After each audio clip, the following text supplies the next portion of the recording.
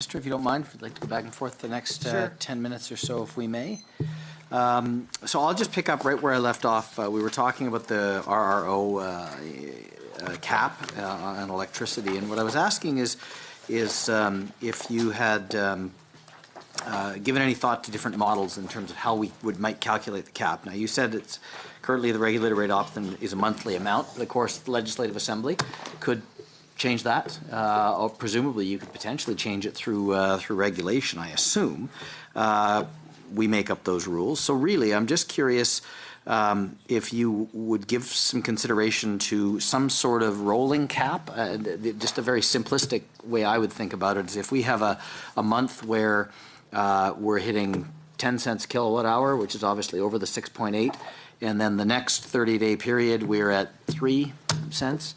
The average of those is below the cap, and I don't think would add any substantial hardship to Albertans.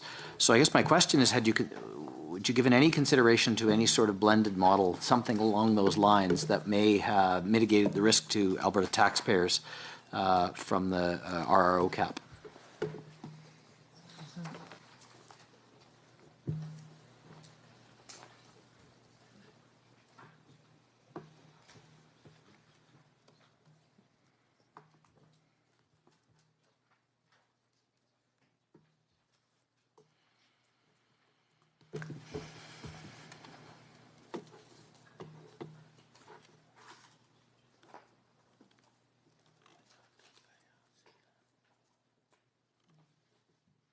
Okay, yeah, so right now it would, anything, the rate setting plans are approved by the AUC, so it would require changes to the rate setting plans, which are in place and approved by the AUC, so, it would require some work, but. We're all happy to do a bit of work if we need to. Right. I guess what I'm asking is what I'm really saying is if the objective is to protect Albertans, and I would argue that some of the changes that you've made have caused this need to protect Albertans, or a perceived need.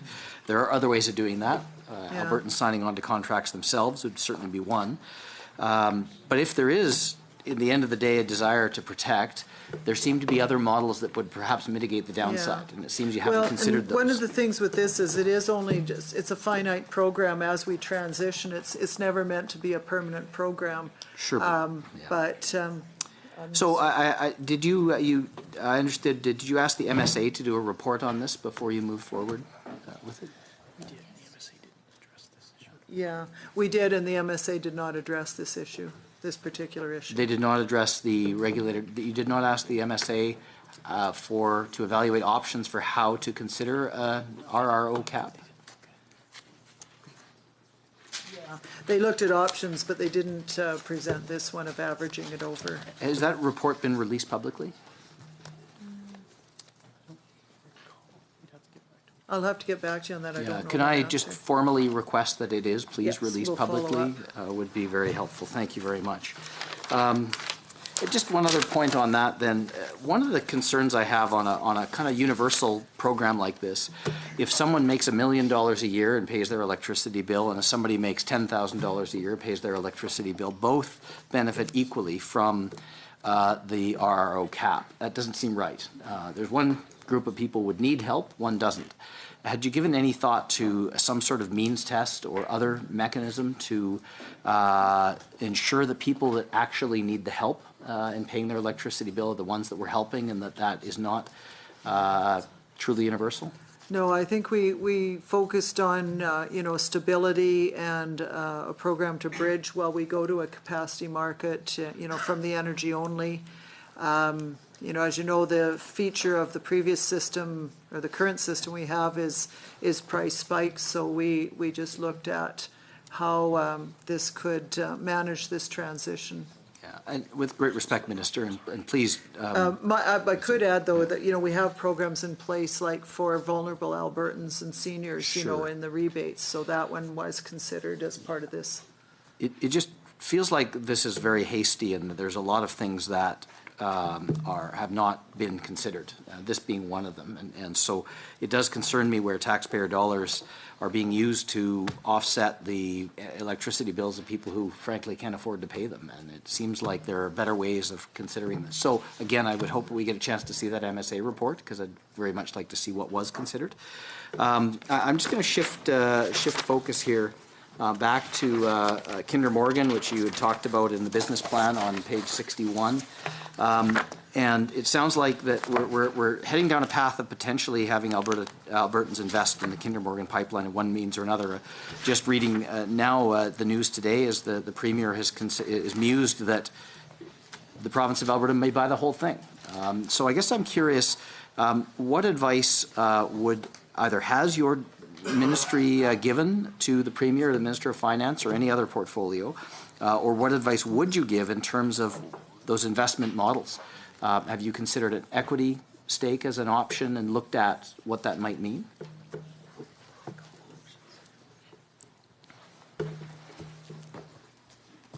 Yeah, you know, this is really preliminary. This has just been in the last day and a bit.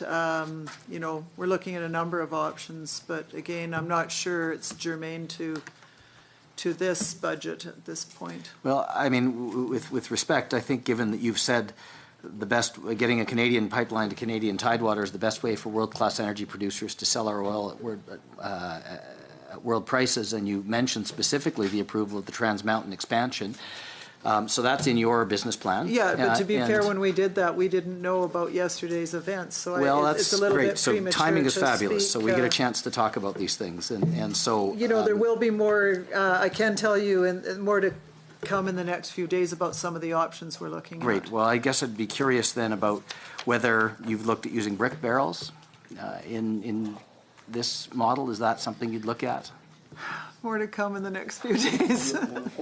How about, yes, you borrow a term from your Minister of Advanced Education, the fullness of time is his favorite. No, it'll be sooner than the fullness of time. Great.